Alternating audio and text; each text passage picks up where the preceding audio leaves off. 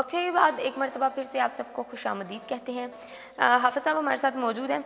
हमारे नाज़रीन की तरफ से कुछ सवालात हैं, जिसमें से सबसे पहला सवाल ये है, क्या रमज़ान में तरावी पढ़ना फ़र्ज़ है?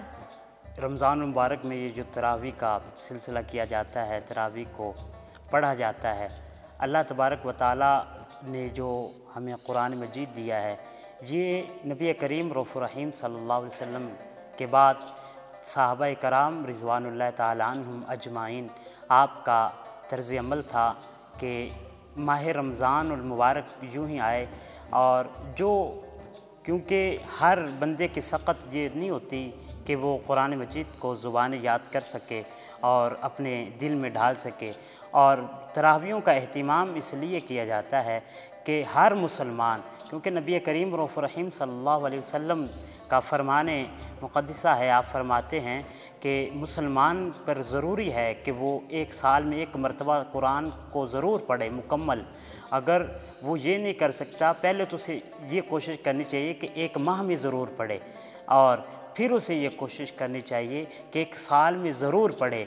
तो आजकल आपको पता है कि हमारे नौजवान जो नस्ल है वो दीन से दूर हो रहे हैं, दूरी हो रही है, और दीगर उन पर काम को राइज कर दिया गया है।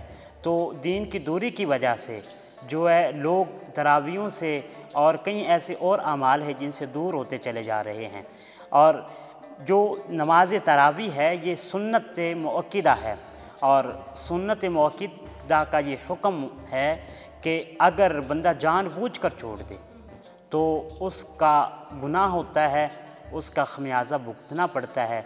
अगर वो मजबूरन छोड़ता है तो फिर उसे उसकी माफ़ी होती है, मगर इसको आदतन नहीं छोड़ना चाहिए। अगर कोई आदतन छोड़ता है तो फिर उसको उसका गुनाह कबीरा मिलता है। हाफ़िज़ साहब हमारे नाज़रीन की जानिब से एक दूसरा सवाल है, क्या रोज़े की हालत में बाल कटवाने से रोज़ा मकरूह हो जाता है? रोज़े की हालत में बाल कटवाने से सबसे पहली बात तो ये है कि हमें कोशिश ये करनी चाहिए, आजकल हमारे जो हमारा माहौल है, माहौल ऐसा हो चुका है कि अब ज़्यादातर रात को काम हो रहे हैं, तो हमें कोशिश ये करनी चाहिए कि अगर हमें बाल कटवाने हों तो हमें रात को इस अफ्तारी के बाद ही चले जाए। तो अगर कोई रोज़े में कटवा लेता है तो इसमें कोई हर्ज नहीं है, इसमें कोई ममानत नहीं है, कटवा सकता है वो। सही, बिल्कुल दुरुस्त फरमाया। हाफ़िज़ साहब मेरा अगला सवाल आपसे ये है कि रोज़े में अगर हम भूल कर कुछ खा पी लें तो क्या उससे रोज़ा टूट जाता है? रोज़े में अगर भूल चूक कर खा लिया जाए तो रोज़ा नहीं टूटता, क्योंकि बंदे को पहले तो ख़ुद ख़याल करना चाहिए कि जब रोज़ा हो तो वो अपने होश आवाज़ को कायम रखे, और अगर जाने में हो ही जाता है, भूल जाता है बंदा, इंसान एक निस्यान से है तो निस्यान का मतलब ही भूलना है। अगर भूल के वो तोड़ देता है तो इसमें कोई गुनाह नहीं है, कोई हर्ज नहीं है। सही। अच्छा हाफ़िज़ साहब मेरा आपसे आखिरी सवाल ये है कि जिस तरह ये बरकतों और रहमतों वाला महीना अल्लाह ताला ने हमें नसीब फरमाया है, रमज़ान मुबारक में कुरान पाक की तलावत की क्या फ़जीलत बयान की गई है? अल्लाह तबारक व तआला ने के प्यारे हबीब अलैहिस्सलातु वस्सलाम ने ये फरमाया कि जो शख्स कुरान मजीद की एक लफ्ज़ पढ़ता है, अल्लाह जल्ल शानुहू उसे 10 नेकियां अता फरमाता है।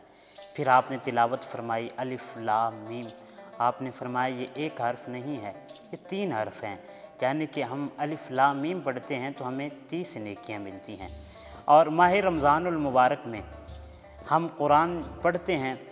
अल्लाह तबारक व तआला के प्यारे हबीब अलैहिस्सलातु वस्सलाम का एक फरमान और आप फरमाते हैं कि जब कुरान पढ़ने वाला कुरान पढ़ता है, एक हाफ़िज़ कुरान का कुरान पढ़ना बजा ठीक है, बड़ा मकाम है।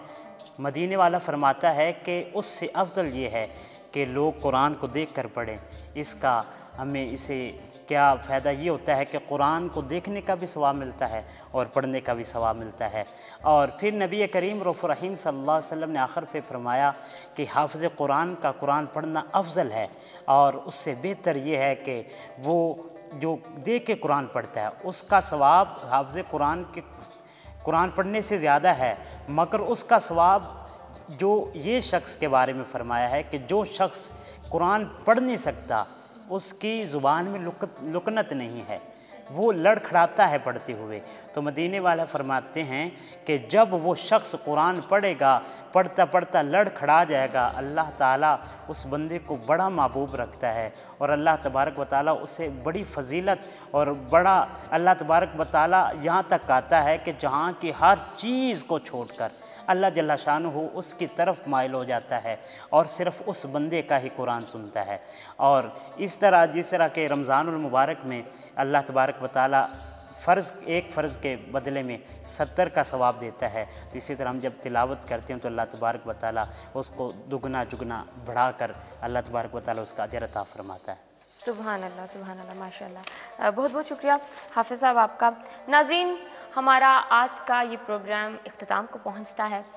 مجھے اور میری پوری ٹیم کو اپنی دعاؤں میں یاد رکھیے گا۔ انشاءاللہ کل ضرور نئے مہمانوں کے ساتھ، نئے موضوع کے ساتھ ہم آپ کی خدمت میں حاضر ہوں گے۔ تب تک کے لیے مقدس امجد کو اجازت دیجیے۔ اللہ نگہبان۔